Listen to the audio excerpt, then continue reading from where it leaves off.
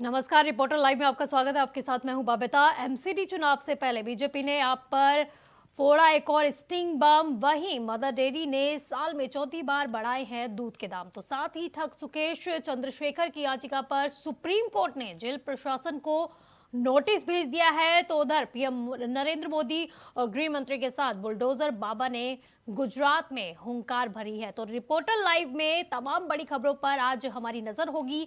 तो ground zero से हमारे तमाम सहयोगी देंगे आपको हर खबर पर अपडेट। तो चलिए शुरुआत करते हैं आज की बड़ी खबर से। तो एमसीडी चुनाव से पहले भाजपा ने सोमवार को एक स्टिंग ऑपरेशन दिखाया। तो दावा किया है कि आपके नेता चुनाव में टिकट देने के लिए 80 लाख रुपए मांग रहे हैं। तो इस खबर पर ज्यादा जानकारी दे रहे हैं हमारे सहयोगी नितिन चौधरी।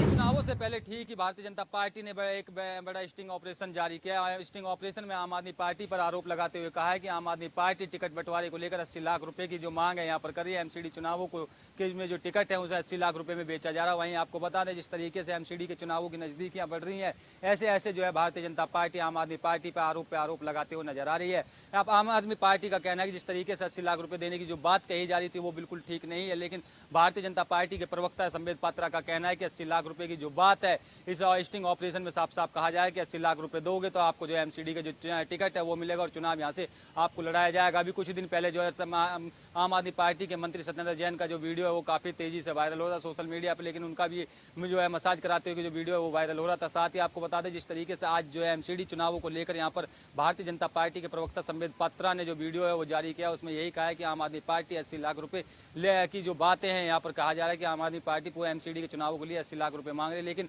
एमसीडी के चुनावों से पहले ही ठीक उनमें जो है एक महिला और दो व्यक्तियों की जो बातें यहाँ पर आमने सामने हुई है। लेकिन आपको बता दें, जिस तरीके से एमसीडी के चुनावों की नजदीक बढ़ रही हैं, ऐसे ऐसे भारतीय जनता पार्टी आम आदमी पार्टी पर आरोप नजर लगाते हुए नजर आ रही है।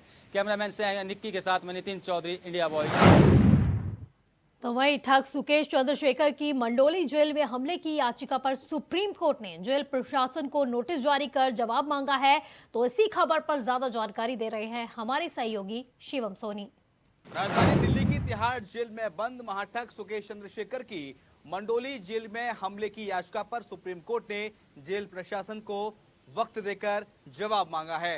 जेल प्रशासन को जवाब देने के लिए 1 हफ्ते का समय दिया गया है। सुकेश चंद्रशेखर ने अपनी याचिका में कहा है कि दिल्ली सरकार के मंत्री सत्येंद्र जैन के बारे में खुलासा करने वाली चिट्ठी लिखने के बाद उनको ज्यादा पीड़ित किया जाने लगा है। मुझे धमकियां भी दी जा रही हैं। इसके अलावा मेरे साथ अभद्र व्यवहार भी किया जा रहा है। सुकेश चंद्रशेखर के वकील ने बताया कि उनकी इस चिट्ठी के खुलासे के बाद जेल में तकरीबन 100 से ज्यादा अधिकारियों के तबादले हुए हैं और कुछ अधिकारियों का निलंबन भी हुआ है। कैमरामैन निक्की के साथ शिवम सोनी, इंडिया वॉइस।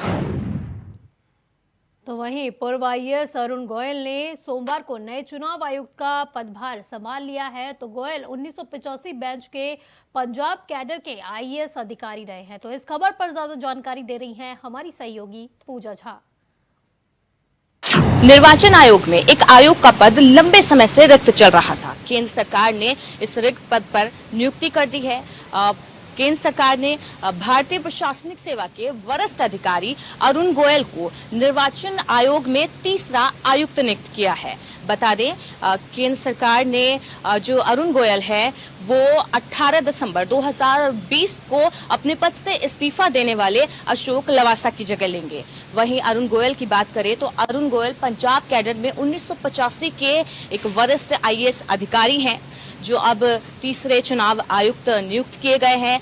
उन्होंने अगर अरुण गोयल की बात करें तो उनको 31 दिसंबर 2022 को अपने पद से रिटायर होना था, लेकिन पद से रिटायर होने के महज 40 दिन पहले उन्होंने इस्तीफा दे दिया। वहीं उन्होंने जब इस्तीफा दिया तो उनका इस्तीफा एक ही दिन में केंद्र और राज्य सरकार की तरफ से मंजूर कर लिया गया। तो जिसके बाद से अटकलें लगाई जाने लगी थी कि केंद्र की तरफ से अरुण गोयल को नई जिम्मेदारी या कोई बड़ी जिम्मेदारी दी जा सकती है। वहीं केंद्र सरकार ने भी इन अटकलों पर विराम लगा दिया और अरुण गोयल को निर्वाचन आयोग में तीसरे आयुक्त के पद पर नियुक्त कर दिया गया। बता दें कि जो केंद्र सरकार है, केंद्र सरकार ने राष्ट्रपति के प्रस्ताव के मंजूरी मिलने के बाद ही अरुण गोयल को चुनाव आयुक्त के पद पर नियुक्त किया है। तो वहीं श्रद्धा, मर्डर केस में आरोपी आफ्ताब का आज नार्को टेस्ट नहीं हुआ है, तो आप बताया जा रहा है कि नार्को टेस्ट से पहले आफ्ताब का पॉलीग्राफ टेस्ट कराया जाएगा। तो इस खबर पर ज्यादा जानकारी दे रहे हैं हमारे सहयोगी धीर राजपूत। दिल दहला देने वाली श्रद्धा हत्याकांड ने लोगों को हिलाकर रख दिया है, लेकिन इस पर पुलिस भी लगातार जो है आरोपी से पूछताछ कर रही है। आपको बता दें कि आफ्ताब से आज जो नार्को टेस्ट होना था, लेकिन किसी वजह से वो नार्को टेस्ट नहीं हो पाया है। लेकिन फिलहाल पुलिस ने जो है 2 दिन का जो समय बचा है पुलिस के पास रिमांड का, उसमें पुलिस चाहती है कि कुछ आफ्ताब ऐसे राज उगले जिससे कि इस पूरे हत्याकांड का खुलासा हो पाए। हालांकि पुलिस को जो सबूत मिले हैं वो काफ़ी नहीं है। पुलिस को फिलहाल अभी तक जो भी आफ्ताब ने बताया उसको लेकर के भी पुलिस असमंजस में है, क्योंकि अभी तक कोई ऐसा ठोस सबूत पुलिस को नहीं लगे हैं जिससे कि आफ्ताब को सजा हो सके। लेकिन फिलहाल पुलिस इस मामले में लगातार आरोपी से पूछताछ कर रही है और उन सारे सबूतों को इकट्ठा करने की कोशिश कर रही है, सजा हो सके। कैमरामैन निक्की के साथ धीर राजपूत, इंडिया वॉइस। तो वहीं रायबरेली जिले में केंद्रीय मंत्री और अमेठी सांसद स्मृति ईरानी पहुंच गई है। तो सबसे पहले सलोन सीएचसी में उन्होंने रक्तदान शिविर का उद्घाटन किया। तो इसी खबर पर ज्यादा जानकारी दे रहे हैं हमारे सहयोगी राजू तिवारी। केंद्रीय मंत्री व अमेठी सांसद स्मृति ईरानी आज अपने 1 दिवसीय दौरे पर हैं। सबसे पहले वो सलोन सामुदायिक स्वास्थ्य केंद्र में बतौर मुख्य अतिथि के तौर पर एक रक्तदान शिविर आयोजित था जिसमें वो शिरकत की, और इसके बाद वो डी के ब्लॉक सभागार में आयोजित एक कार्यक्रम में शिरकत की, जहां पर 101 कार्य योजनाओं का उन्होंने लोकार्पण व शिलान्यास किया। आपको ये भी बता दें कि 36 कार्य योजनाओं का शिलान्यास व 65 कार्य योजनाओं का लोकार्पण किया, जिसकी लागत लगभग 7 करोड़ रुपए बताई गई है। वहीं आपको बता दें कि ये एक अमेठी व सलोन विधानसभा के लोगों के लिए बड़ी सौगात कही जा रही है, जहां उन्होंने आकर यहां की जनता से सीधा रूबरू भी हुई और लोगों की समस्याएं भी सुनी, जहां उन्होंने कई समस्याओं को त्वरित निस्तारित करते हुए वहां पर मौजूद सरकारी अमला के मौजूद जिम्मेदार अधिकारियों को निर्देशित करते हुए लोगों की समस्याओं को निस्तारित किया, और वहीं लोगों की समस्याओं को जानते हुए उनसे सीधा संपर्क भी किया, और वहीं कई योजनाओं को लागू करने के लिए भी बात कही है। हालांकि इस तरह से लगातार ये इनका दौरा अमेठी में बना रहता है, जो चर्चा के विषय में रहा है। वहीं आज ये दौरा उनका रहा है। Raju Tiwari, India voice, Raebareli. तो वही मैनपुरी के एकर्स आनंद आश्रम पहुंचे अखिलेश यादव ने महिला सुरक्षा पर सरकार पर निशाना साधा है। तो निशाना साधते हुए उन्होंने कहा कि हाईवे पर सूटकेस में लाशें मिल रही है। इसी खबर पर ज्यादा जानकारी दे रहे हैं हमारे सहयोगी मुकेश कुमार। समाजवादी पार्टी के राष्ट्रीय अध्यक्ष आज मैनपुरी पहुंचे थे। समाजवादी पार्टी के राष्ट्रीय अध्यक्ष अखिलेश यादव एकर्स आनंद आश्रम में सरस्वती सरदानंद की को श्रद्धांजलि अर्पित करने के बाद मीडिया कर्मियों से उन्होंने बात करते हुए बड़ा बयान दिया है। उन्होंने कहा है कि महिला सुरक्षा को लेकर उत्तर प्रदेश सरकार के मुख्यमंत्री बिल्कुल भी गंभीर नहीं है।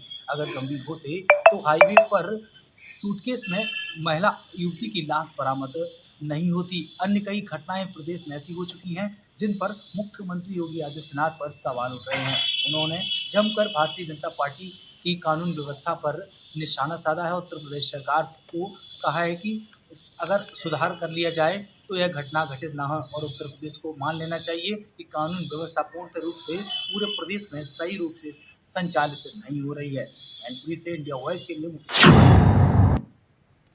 तो वही झारखंड सरकार के खिलाफ बीजेपी आंदोलन का रुख अपना रही है। तो बीजेपी ने हेमंत हटाओ झारखंड बचाओ के नाम से सोमवार से आंदोलन की घोषणा कर दी है। तो इस खबर पर ज्यादा जानकारी दे रहे हैं हमारे सहयोगी राकेश कुमार। भारतीय जनता पार्टी ने एक बार फिर से राज्य की हेमंत सरकार के खिलाफ मुहिम छेड़ दी है और जिस तरीके से एक बार फिर से कहा है कि हेमंत हटाओ झारखंड बचाओ, और ऐसे मौके पर राज्य में जिस तरीके के हालात हैं उसमें कहीं न कहीं कई चीज़ें सामने दिखाई पड़ रही हैं और कोशिश की जा रही है कि किसी भी स्थिति में राज्य की परिस्थितियां जो हैं उस पर गौर किया जाए, और साथ साथ ये भी देखा जा सकता है कि आने वाले समय में ये आंदोलन और भी तेज हो सकता है। जिस तरीके का माहौल रहा है राज्य का कि राज्य सरकार के 3 साल होने को हैं, और ऐसे मौके पर जब कहा जा रहा है कि राज्य के विकास विकास की योजनाओं को किसी भी हद तक आगे बढ़ाने की जब बात आती है तब कहीं न कहीं ये कहा जाता है कि राज्य विकसित नहीं हो पाया है। और ऐसे मौके पे एक बार फिर से बीजेपी ने अपने तमाम कार्यक्रमों के बीच से अब हेमंत सरकार पर हमला बोलना शुरू कर दिया है।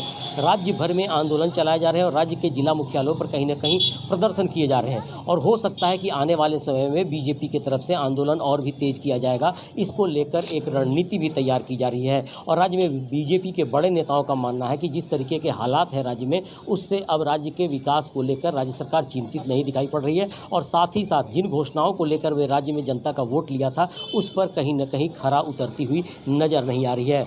ऐसे में सवाल भी कई खड़े हो रहे हैं और साथ साथ ये भी कहा जा रहा है कि आने वाला वक्त किस तरीके का होगा, क्योंकि राज्य में जो हालात हैं उसमें राज्य सरकार जिस तरीके से काम कर रही है उसके बाद से तमाम चीज़ों के बीच से विकास की चर्चा की जा रही है और कहीं न कहीं बीजेपी एक बार फिर से सरकार को घेरने में सफल होती नजर आ रही है। सहयोगी पिंटू के साथ राकेश कुमार, इंडिया वॉइस, रांची। तो वहीं मदर डेयरी इस साल दूध की कीमतें 4 बार बढ़ा चुका है। तो ताज़ा बढ़ोतरी से पहले मार्च, अगस्त और अक्टूबर महीने में कीमतें बढ़ाई गई थी। तो इसी खबर पर ज़्यादा जानकारी दे रहे हैं हमारे सहयोगी शिवम सोनी। भले ही महंगाई दर में पिछले महीने गिरावट आई हो, लेकिन महंगाई है कि रुकने का नाम ही नहीं ले रही और इसका सीधा असर आम जनता पर हो रहा है। दूध की सबसे बड़ी डेयरी कंपनी मदर डेयरी ने अपने दूध के दामों में इजाफा कर दिया है। अब दूध के दाम मदर डेयरी ने 2 रुपए प्रति लीटर के हिसाब से बढ़ा दिए गए हैं, जो कि आज से यानी कि सोमवार 21 नवंबर से दरें लागू हो गई हैं। हालांकि इससे पहले अमूल ने भी अपने दूध के प्राइस को बढ़ाया था, जिसके चलते जनता को महंगाई का जो डोज है वो लगा है और बड़ा झटका इसे जनता के लिए कहेंगे। मदर डेयरी दिल्ली एनसीआर में सबसे बड़ा मिल्क सप्लायर है। एक रिपोर्ट के मुताबिक ये हर रोज 30 लाख लीटर से अधिक पैकेट दूध और वेडिंग मशीनों के माध्यम से बेचता है। अब जबकि मदर डेयरी ने एक बार फिर से अपना दूध महंगा कर दिया है, तो एक बार फिर से आशंका ये बढ़ गई है कि बढ़ती हुई दूध की जो कंपनियां हैं, जो दूसरी डेयरी हैं, वो भी अपनी कीमतों में इजाफा कर सकती हैं। अक्टूबर के महीने में एक बार फिर से कंपनियों ने अपने दूध के दामों में इजाफा किया था। इस तरह से बढ़ती दूध की कीमतों से जनता का हाल बेहाल है। अब दूध से जो बनने वाले प्रोडक्ट्स हैं, मिठाई, पनीर, घी, खोआ, मावा, इनकी कीमतें भी बढ़ना लाजमी है। कैमरामैन निक्की के साथ शिवम सोनी, इंडिया वॉइस। तो वहीं गुजरात में चुनाव बिगुल बज गया है। साथ ही बड़े बड़े दिग्गज नेताओं ने चुनाव में अपनी जान भी झोंक दी है। लेकिन इस बार सूरत की हवा में यूपी और योगी मॉडल की धुन सुनाई दे रही है, जहां लोग अब योगी मॉडल को लागू करने की बात भी कर रहे हैं। तो इसी खबर पर ज्यादा जानकारी दे रहे हैं हमारे सहयोगी विशाल मिश्रा। जब देश में बीजेपी गुजरात मॉडल की बात करती हो और प्रधानमंत्री मोदी गाहे बगाहे हमेशा बीजेपी मॉडल को प्रमोट करते हो, उसी गुजरात के सूरत में अब व्यापारी और वहाँ के लोग योगी मॉडल की बात कर रहे हैं, योगी की कानून व्यवस्था के बारे में बात कर रहे हैं। चुनावी सरगर्मियों के बीच सूरत के लोग अपने ही गुजरात मॉडल से उबे नजर आ रहे हैं। वहाँ के लोग जी भरकर योगी राज की तारीफ कर रहे हैं, उसी स्टाइल में गुजरात में कानून व्यवस्था को लागू करने की मांग कर रहे हैं। तो क्या गुजरात में भी अब योगी मॉडल ही चलेगा? क्योंकि गुजरात के सूरत में सबसे ज़्यादा यूपी और बिहार के लोग आते हैं, यूपी और बिहार के लोग कारोबार करते हैं और उन लोगों की मांग है कि योगी मॉडल ही अब गुजरात में भी लागू किया जाए, क्योंकि करप्शन को लेकर के जिस तरीके से योगी आदित्यनाथ ने काम किया है वैसे ही अब वहां के लोग मांग कर रहे हैं। कैमरामैन निकी के साथ विशाल मिश्रा, इंडिया वॉइस, नोएडा। तो वही रायपुर के भानु प्रतापपुर उपचुनाव में भाजपा प्रत्याशी ब्रह्मानंद नेताम पर रविवार को कांग्रेस ने नाबालिग से बलात्कार और देह व्यापार जैसे आरोपों का प्रेस कॉन्फ्रेंस करके खुलासा किया है। तो इसी खबर पर ज्यादा जानकारी दे रहे हैं हमारे सहयोगी मनोज शुक्ला। चुनाव में जनता के जमीनी मुद्दे गायब, बलात्कार हावी। जी हाँ, आपको सुनकर अटपटा लग रहा होगा, लेकिन यह बात सही है। कांग्रेस और भाजपा एक दूसरे से सिर्फ बलात्कार के मुद्दे लेकर जनता के बीच में आ चुके हैं। एक दूसरे पे आरोप प्रत्यारोप का दौर शुरू हो गया है, जिससे इसी बीच एक नया ट्विस्ट आ गया है कि आम आदमी पार्टी ने दोनों पार्टियों को कहा कि ये लोग सिर्फ एक दूसरे के बलात्कार को लेकर बात कर रहे हैं। जहां जनता की बात होनी चाहिए, वहां दोनों पार्टियां सिर्फ बलात्कार की बात करके चुनाव को निपटाने का आरोप आम आदमी पार्टी ने लगा दिया। मनोज शुक्ला, इंडिया वाइज की। तो वहीं तराई केंद्रीय वन प्रभाग के अंतर्गत पड़किया मोहोली बीट में बोर नदी में अवैध खनन के विरुद्ध कार्रवाई करते हुए प्रभाग के एसडीओ और एसओजी ने खनन करते हुए 3 ट्रैक्टर ट्रॉलियों को पकड़ लिया है। तो इसी खबर पर ज्यादा जानकारी दे रहे हैं हमारे सहयोगी मुकेश हिमवाल। वर्तमान समय में जो उत्तराखंड में खनन का कार्य, चाहे वो बरसाती नालों से हो या नदियों से हो या खेत खलिहानों से हो, समतलीकरण के नाम पर जो परमिशन यहाँ पर मांगी जा रही है, वो कहीं ना कहीं पर एक शासन प्रशासन की मिलीभगत का ही इसको हम कह सकते हैं। कारणभूमि से इंडिया वॉइस के लिए मुकेश हिमवाल। तो वहीं बुलंदशहर के सलेमपुर थाना क्षेत्र के खैरपुर गांव में महिला के साथ मारपीट का वीडियो वायरल हो रहा है, जिसमें महिला की डंडे से बेरहमी से पिटाई करते हुए कुछ लोग दिखाई दे रहे हैं। तो इसी खबर पर ज्यादा जानकारी दे रहे हैं हमारे सहयोगी वरुण शर्मा। देश के बुलंदशहर में महिलाओं का मारपीट का वीडियो सोशल मीडिया पर वायरल हुआ है, तो वहीं पुलिस जांच कर कार्रवाई की बात कर रही है। दरअसल मामला बुलंदशहर के थाना सलेमपुर क्षेत्र के खैरपुर गांव का है, जहां बताया जा रहा है पशु बांधने को लेकर विवाद हुआ। विवाद इतना बढ़ गया कि महिला आपस में भिड़ गई। वीडियो में 2 महिला और कई लोग महिलाओं को मारते पीटते हुए नजर आ रहे हैं। तो वहीं इस मामले में एसपी देहात ने थाना प्रभारी को जांच कर कार्रवाई के निर्देश दिए हैं। बताया जा रहा है कि मारपीट मामले में 2 महिला घायल हुई हैं, जिनको अस्पताल में भर्ती कराया गया है। थाना प्रभारी को इस मामले की जांच दी गई है। एसपी देहात बजरंगबली चौरसिया ने जानकारी देते हुए बताया है कि पीड़ित की तहरीर पर मामला दर्ज किया जा रहा है और जो भी दोषी होंगे उनके खिलाफ कड़ी कार्रवाई की जाएगी। Varun Sharma, India voice, Bulandshahr. तो वहीं बदायूं के दातागंज तहसील के सामुदायिक स्वास्थ्य केंद्र समरेर में डिलीवरी के दौरान महिला की मौत हो गई है, जिसके बाद उसके परिजनों ने लापरवाही का आरोप लगाकर जमकर हंगामा काटा है। तो इसी खबर पर ज्यादा जानकारी दे रहे हैं हमारे सहयोगी सतीश सक्सेना। बदायूं जिले के आपको बता दें समुदाय स्वास्थ्य केंद्र समरेर का मामला है, जहां पर एक प्रसूता की मौत हो गई थी। डिलीवरी के दौरान उसकी मौत बताई जा रही है। वहीं परिजनों ने वहां पर हंगामा काटा। हंगामे के दौरान भाई किसी ने सूचना पर दे दी, वहीं पुलिस भी मौके पर पहुंच गई। पुलिस के मौके पर पहुंचने के बाद परिजनों को शांत कराया गया। वहीं बताया जाता है कि परिजनों का आरोप लगा है कि उन्होंने डिलीवरी के दौरान जो स्टाफ नर्स थी उसने उनसे पैसे भी लिए थे, जिसके बाद भी उनकी देखरेख ठीक से नहीं हो पाई। इसके बाद प्रसूता की मौत हो गई। वहीं परिजनों ने आरोप ये भी लगाया कि स्टाफ नर्स की लापरवाही की वजह से उनके मरीज की मृत्यु हुई है। कैमरामैन सोहेल के साथ सतीश सक्सेना, इंडिया वॉइस, बदायूं। तो वहीं उत्तर प्रदेश के बिजनौर जनपद के शोहारा निवासी एनआईए अफसर तंजील अहमद और उनकी पत्नी फरजाना हत्याकांड के मुख्य आरोपी मुनीर की सोनभद्र जेल में बीमारी के चलते मौत हो गई है। तो इसी खबर पर ज्यादा जानकारी दे रहे हैं हमारे सहयोगी जहीर अहमद। एनआईए के डिप्टी एसपी तंजील अहमद और उनकी पत्नी की गोलियां बरसाकर हत्या करने वाले आरोपी की आज बनारस के अस्पताल में मौत हो गई है। मुनीर पिछले काफ़ी दिनों से सोनभद्र की जेल में बंद था और उसको इलाज के लिए कई दिन पहले बनारस के अस्पताल में भर्ती कराया गया था, जहां आज उसकी मौत हो गई। 2016 में मुनीर ने अपने साथियों के साथ मिलकर बिजनौर के सहसपुर इलाके में तंजील अहमद और उनकी पत्नी पर उस वक्त गोलियां बरसाकर हत्या कर दी थी, जब वो एक शादी समारोह से अपने घर लौट रहे थे। बिजनौर से जहीर अहमद, इंडिया वॉइस। तो वहीं उत्तर प्रदेश बांदा में सोमवार सुबह एक सड़क हादसा हुआ, जिसमें यात्रियों से भरी रोडवेज बस अनियंत्रित होकर रोड के किनारे बनी खाई में जा गिरी, जिसमें लगभग 2 दर्जन से ज्यादा यात्रियों को मामूली चोटें आई हैं। तो इसी खबर पर ज्यादा जानकारी दे रहे हैं हमारे सहयोगी संदीप कुमार। उत्तर प्रदेश के बांदा में आज सुबह एक बड़ा सड़क हादसा हुआ है। फिलहाल जिस तरह से सड़क हादसा हुआ है, किसी की भी हताहत होने की कोई सूचना नहीं है। आपको बता दें कि पूरा मामला बबेरू कस्बे का है, जहां पर सुबह एक रोडवेज बस राजापुर होते हुए कानपुर के लिए जा रही थी। तभी अचानक बीच रास्ते में अनियंत्रित होकर के वो बस पलट गई थी, जिसमें लगभग 25 से 30 यात्री सवार थे। सभी यात्री घायल तो हुए हैं, लेकिन किसी भी यात्री को इतनी गंभीर चोटें नहीं आई हैं। फिलहाल जितने लोग भी हैं सभी सुरक्षित हैं।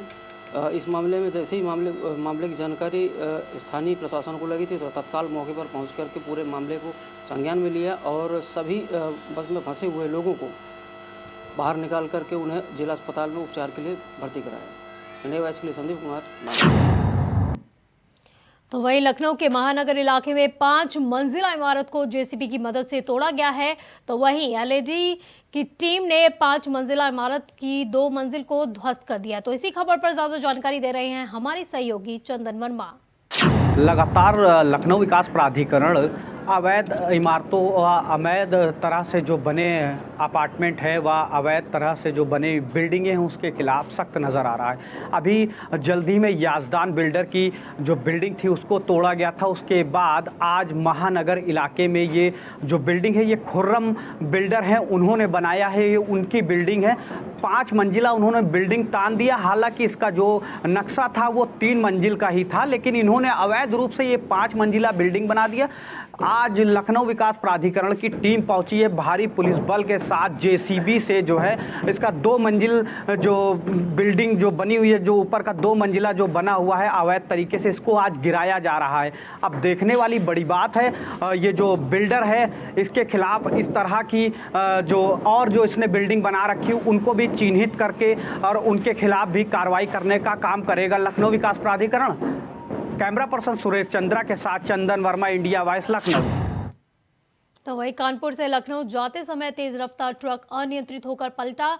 तो राहगीरों ने चालक परिचालक को निकालकर पहुंचाया निजी हॉस्पिटल। तो ट्रक पलटने से कई किलोमीटर तक जाम भी लग गया है। तो इसी खबर पर ज्यादा जानकारी दे रहे हैं हमारे सहयोगी मोहम्मद असलम। कानपुर लखनऊ हाईवे पर देर रात ट्रक पलटने की वजह से घंटों लंबा जाम लगा रहा, जिसके बाद आसपास के इलाके काफ़ी प्रभावित हुए। लगभग 10 किलोमीटर के लंबे दायरे में लगा ये जाम कई घंटों तक लगा रहा, जिसके बाद उसमें जो जाम के बाद जो ट्रक पलटा था उसमें घायल जो लोग थे, जो ट्रक चालक थे और क्लीनर था, उसको स्थानीय लोगों ने वहां पर मौके पर पहुंचकर अस्पताल पहुंचाया है। और जिसके बाद जो गाड़ी में माल लदा था उसको अनलोड कराने के बाद गाड़ी क्रेन द्वारा तकरीबन सुबह 9 बजे उसको उठवाकर उस गंतव्य तक पहुँचाया गया। आपको बता दें कि इस ट्रक पलटने की वजह से गड्ढा बताया जा रहा है, जो सड़क पर गड्ढे हैं उनको बताया जा रहा है, जिसके बाद तकरीबन 7 से 8 घंटे जो रूट है वो बाधित रहा है। और इस पूरे मामले की अगर हम बात करें तो ये काफ़ी चलता फिरता रोड है। और आपको बता दें कि ये कानपुर लखनऊ हाईवे है जो कि जुड़ता है। दिन भर में हज़ारों की तादाद में यहाँ पर गाड़ियाँ निकलती है। तो ऐसे में अगर एक थोड़ी सी भी घटना हो जाती है तो ऐसे में लंबा जाम लग जाता है। कैमरा पर्सन चंद्रा के साथ मोहम्मद असलम, इंडिया। तो वहीं बहराइच के रुपईडीहा इलाके के दुविधापुर देर रात शौच को गए वृद्ध की तालाब में डूबकर मौत हो गई है, जिसके बाद पुलिस ने शव को पोस्टमार्टम के लिए भेज दिया है। तो इसी खबर पर ज्यादा जानकारी दे रहे हैं हमारे सहयोगी मनीष शर्मा। भारत नेपाल से सटे जनपद बहराइच के रुपईडीहा अंतर्गत आने वाले दुविधापुर गांव में एक वृद्ध की तालाब में डूबने से मौत हो गई। बताया जा रहा है कि वो वृद्ध देर रात शौच के लिए घर से निकला था, लेकिन वो काफ़ी देर घर वापस नहीं पहुंचा। तो परिवार वालों ने उसे ढूंढना शुरू किया और ढूंढते ढूंढते उसका शव तालाब में मिला, जिसके बाद सूचना पर पहुंची पुलिस ने शव को बाहर निकाला और पोस्टमार्टम के लिए जनपद बहराइच के पोस्टमार्टम हाउस भेज दिया और मामले की जाँच में जुट गई। तो वहीं अमरोहा के आदमपुर थाना क्षेत्र के गांव ढवारसी में बाइक में अचानक से आग लग गई, जिसके बाद अफरा तफरी मच गई है। इसी खबर पर ज्यादा जानकारी दे रहे हैं हमारे सहयोगी मोहम्मद इमरान। अमरोहा में अचानक बाजार में खड़ी बाइक में आग लग गई, जिसकी वजह से वहां पर अफरा तफरी का माहौल बन गया। वहीं स्थानीय लोगों ने बामुश्किल आग पर काबू पाया। पूरा मामला अमरोहा जनपद के आदमपुर थाना क्षेत्र के ढवारसी का है, जहाँ पर अचानक बाजार में सब्जी खरीदने गए युवक ने बाइक सड़क किनारे खड़ी करके सब्जी खरीदने गया था, जिसकी बाइक में अचानक आग लगी, जिसके चलते वहां पर हड़कंप का माहौल रहा। वहीं सारे मामले में आग लगने से स्थानीय लोगों में अफरा तफरी मच गई। स्थानीय लोगों ने बामुश्किल आग पर काबू पाया। वहीं जब तक दमकल विभाग की गाड़ी वहां पर पहुंची तब तक स्थानीय लोगों ने आग पर पूरी तरह से काबू पा लिया था। वहीं जो बाइक सवार है उसकी बाइक में अचानक आग लगने से उसको भारी नुकसान बताया जा रहा है, जिससे को लेकर उसने प्रशासनिक अधिकारियों से इस पर मुआवजे की गुहार लगाई है। अमरोहा से इंडिया वॉइस के लिए मोहम्मद इमरान की रिपोर्ट। तो वहीं बरेली डेंगू और संदिग्ध बुखार के मामले जिले में लगातार बढ़ते जा रहे हैं। तो डेंगू के कारण जिले में अब तक सैकड़ों लोगों की मौत हो गई है, तो कई सरकारी अधिकारी से लेकर कर्मचारी को डेंगू अपनी चपेट में भी ले चुका है। इसी खबर पर ज्यादा जानकारी दे रहे हैं हमारे सहयोगी सनी गोस्वामी। बरेली जिले में डेंगू के मामले लगातार बढ़ते जा रहे हैं। आपको बता दें कई महीने हो गए हैं जिसको डेंगू लगातार बढ़ता जा रहा है, हर महीने दिन दिन के बढ़ता जा रहा है। इससे अधिकारी, सरकारी अधिकारी के से लेकर कर्मचारी से सब गरीब जनता उससे पीड़ित है। संदिग्ध बुखार और डेंगू के मामले और मलेरिया के मामले लगातार सामने आ रहे हैं। स्वास्थ्य विभाग के कई दावे आ रहे हैं, कई बड़े बड़े दावे आ रहे हैं कि उनके द्वारा यहाँ पे फॉगिंग कराई जा रही है, दवाइयाँ भी पर्याप्त मात्रा में है, लेकिन उसके बाद भी जो धरातल पे हम देख रहे हैं तो वहाँ पे ज़्यादातर लोग बीमार हैं, गरीब बीमार है।